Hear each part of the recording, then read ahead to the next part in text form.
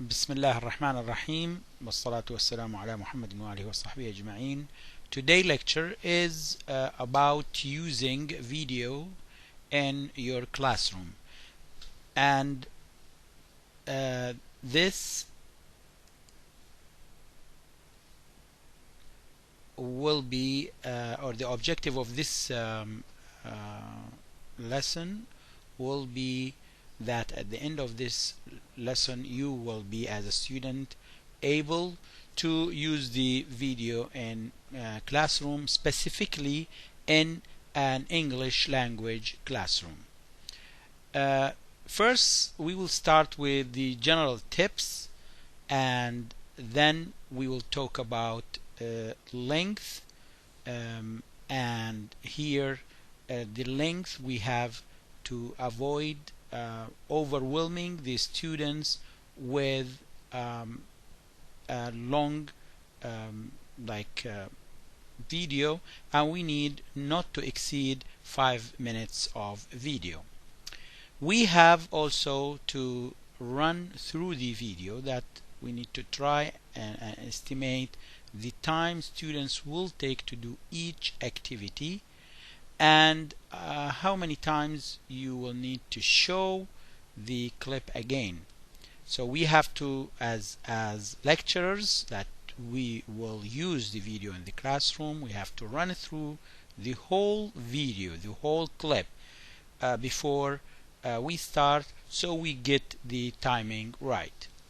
We need also to set the context, because if your video comes from a sequence or part of a story, we have to set the scene before starting.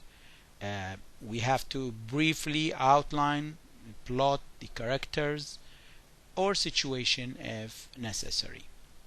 We have also to show the clip with sound off for a few seconds to elicit where the people are, who they might be, and what they are talking about. So these are some general tips. Again, we have to have an aim, because if you are without aim in any lesson, in introducing any lesson, that will be pointless. So we need to know why we are using the clip, and is it to lead to a discussion on an issue? Is it to give a concrete task for students to complete while viewing? And this helps them concentrate on the video. So we need to have an aim for using the video clip, and we need also to be specific about the time, the instant that we will introduce the video clip in.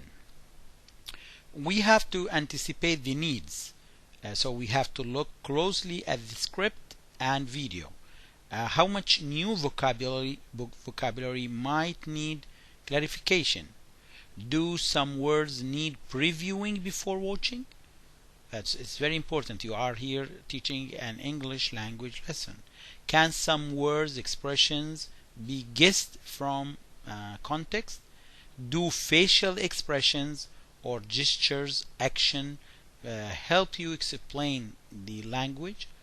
Mark these points on your script and plan to use them. Post tape involves students with questions. Now we will come to some techniques that we need to use during English language using video. First, we need to use the predicting technique, and in this there are also some mini techniques within the predicting technique. With the picture and audio on, okay, we have to use the pause control to stop a scene and have students predict what will happen next. Use the pause control to stop after a particular line of dialogue and have students predict the next line. This prediction technique, having picture and audio on, will train the student to express themselves and to make their language improved. There's another predicting technique with audio off. So here have students predict the situation and characterizations based on viewing an entire scene without the sound. Have students predict lines of dialogue after viewing an entire scene without the sound. Have students predict individual lines of dialogue by using the pause button to stop the scene. So all these kind of mini techniques under the predicting with audio off will help the student to improve their English. Again, we can have the third mini technique, which is picture off. So the sound is on but the picture is off, and then we have to have the students predict the situation and characterization by listening to the soundtrack without watching the picture. And this is a good also guessing technique that they can express what will coming later.